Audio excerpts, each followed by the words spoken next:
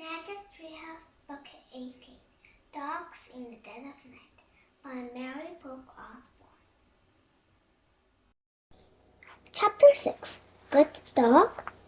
Barry dragged Jack out the door of the dining hall into the yard. The air was cold and damp. The sky was gray, and the mountain peaks were strewed with mist. "Barry, sit!" said Annie. But Barry didn't sit. Instead, he put his nose to the ground and pulled Jack all around the yard.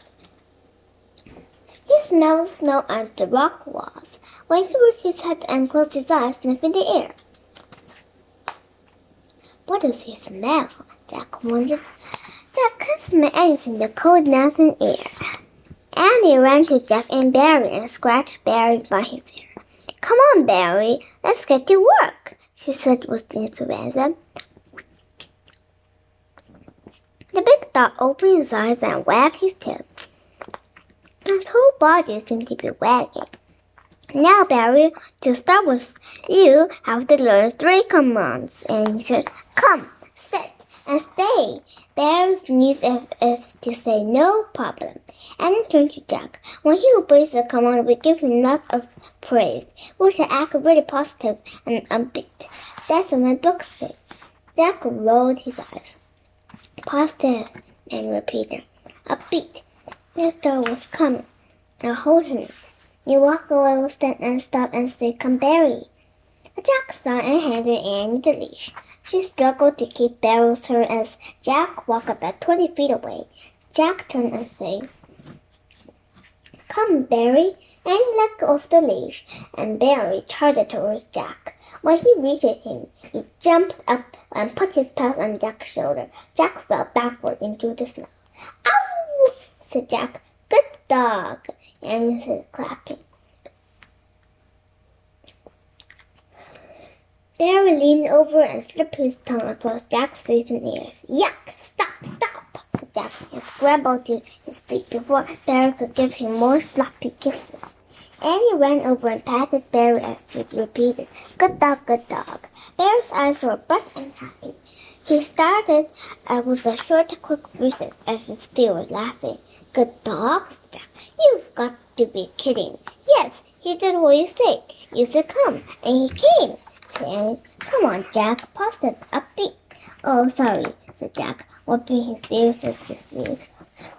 "I love your slobber, Barry. It's my favorite thing." "Okay, say that all over again, but use a happy voice," said Annie. "Don't be ridiculous," said Jack. "Come on, let's move on." "Right," said Annie. "I think he's got to come. Here, take the leash back. Where do you sit?" "Ready, Barry, sit." Annie put the dog's rear end, and Barry said, "Good dog," Annie said. "Now pull the leash up, Jack," so he lifted his head. Barry took on the leash, pulling Barry's head up. The sun burned and looked into Jack's eyes. Then he lifted up and licked Jack's face with his pink tongue. Jack yelped and fell backward again into the snow. Before Barry could bounce on him, Jack scrambled to his feet, nearly tipped his rope. "Oh, man," he said to Barry. "What is wrong with you?" "Nothing's wrong with him, Jack," said Annie. "He just likes you." "Well, tell him not to like me so much," said Jack. "Come on, Jack, be positive." Annie said, "No, I'm done with training," said Jack. "You can do it by yourself. I'm going inside to read about flora and fauna in our research book." "But it's easier with 2 of us," said Annie. "Just one more command, please." Annie looked hopefully at Jack. Barry looked at Jack too. His tail had stopped wagging. "Oh, okay," said Jack, fine. "One more command." "Yay, thanks," said Annie. Barry barked and wagged his tail. "Let's try the stay command," said Annie.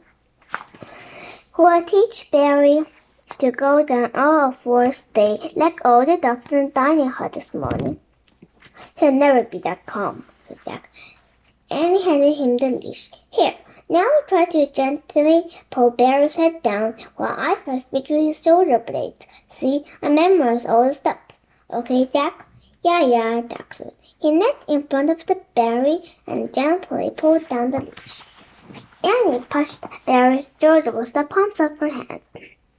Barry didn't move. "I can find his shoulder blades," said Annie. "Try this, Jack." pull on his front legs, pulled them onto the front of him. Jack grabbed Bear's forelegs and pulled. Bear jumped up and put his paws on Jack's shoulders again, knocking him into the snow for the third time. Then the giant dog flopped onto Jack's chest, pinning him to the ground. "Get off!" gasped Jack. "I can't breathe." But Bear's brown nose just stared happily at Jack. His cold, wet nose sniffed Jack's face. "Get off me now, please," commanded Jack.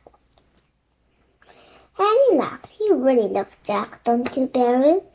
she said. Barry answered yes, with a big sneeze right in Jack's face, and then he bounded to his feet.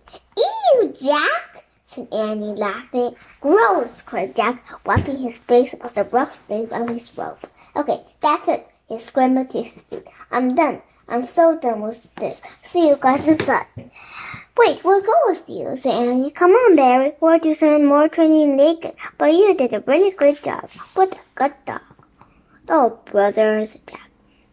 Bear sneezed again and gave his body a shake. Annie held the door, and the big dog trotted into the monastery, his head held high.